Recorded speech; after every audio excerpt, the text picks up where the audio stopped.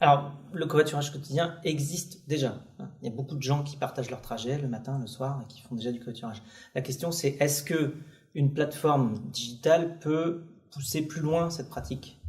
La réponse est oui, mais en même temps, personne n'a vraiment trouvé la manière de le faire de la manière la plus efficace. Puisqu'on n'a pas vu de solution se développer à une échelle massive. Nous-mêmes, on a fait beaucoup de plateformes pour faire du covoiturage en entreprise. Donc, on vendait des solutions aux entreprises pour faire du covoiturage. On a réussi à développer quelques habitudes. Ensuite, un produit qui soit utilisé tous les jours et qui pousse un peu plus loin la pratique n'a pas encore véritablement vu le jour. Donc, ce que l'on a vu, nous, par contre, c'est que des gens qui commencent à faire du covoiturage sur Blablacar en longue distance, eh bien, par la suite, sont beaucoup plus facilement enclins à faire du covoiturage aussi sur leur trajet domicile-travail. Ça peut se faire en local dans les entreprises, quand les entreprises mettent en avant ce programme-là. Ça peut se faire peut-être par une grande plateforme. Je n'ai pas encore la solution. Il y a plein de gens qui travaillent dessus. Il y a plein de sociétés qui essayent de trouver la bonne solution. Aujourd'hui, on est encore en recherche.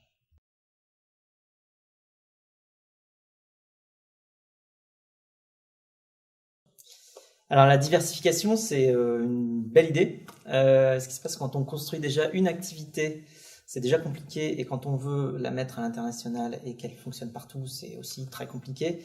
Donc en fait, on compare un petit peu ça avec une voiture, vous pouvez accélérer, vous pouvez tourner le volant.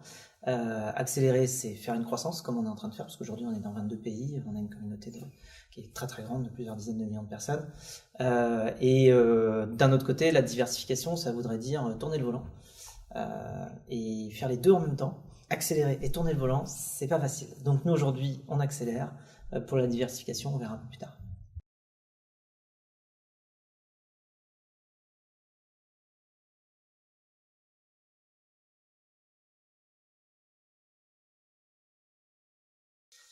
Alors sur ce qui est du business model, ce qu'il faut voir, c'est qu'on en a testé 6. Donc c'est pas la première fois qu'on essaye de faire en sorte d'avoir une activité soutenable, tout simplement. On a fait beaucoup de... Alors on vendait des plateformes de covoiturage aux entreprises pendant un moment, mais ce qui se passe, c'est que les revenus étaient inférieurs aux coûts, donc forcément il y a un moment ça marche pas. On a fait aussi des formules premium, on a fait des ponts téléphoniques de mise en relation. Là on a un modèle économique aujourd'hui qui est une commission sur chaque trajet qui est publié par les conducteurs. Et donc en fait ça c'est un modèle qui marche très très bien parce qu'il est proportionnel, c'est-à-dire les revenus sont proportionnels au coût. Donc à partir du moment où vous avez des revenus proportionnels au coût, vous pouvez imaginer grandir énormément puisque vous n'êtes pas en train de tout simplement perdre énormément d'argent au fur et à mesure que vous grandissez.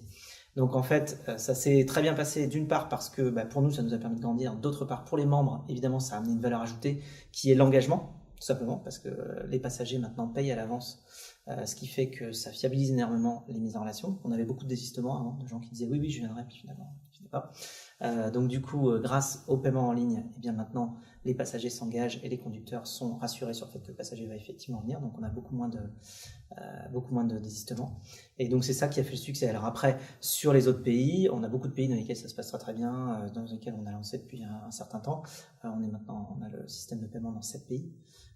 Donc ça se passe un peu de la même manière qu'en France. En général, on commence par une petite région, puis ensuite on élargit, on rôle bien le produit et les usages, et ensuite on élargit tout le pays.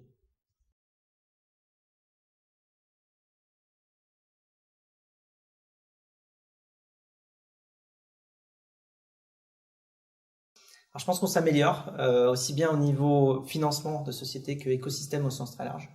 Dans notre écosystème français, on a beaucoup de choses qui ont beaucoup de valeur. On a déjà des très bonnes écoles qui permettent d'avoir des gens qui ont déjà toutes les bases pour bien faire grandir une activité, une société.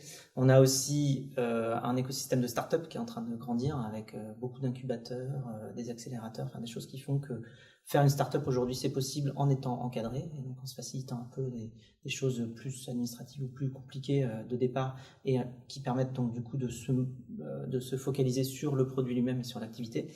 Et ensuite, le financement est en train de suivre aussi. On voit aujourd'hui que c'est possible de lever plusieurs dizaines de millions d'euros, voire centaines sur la croissance.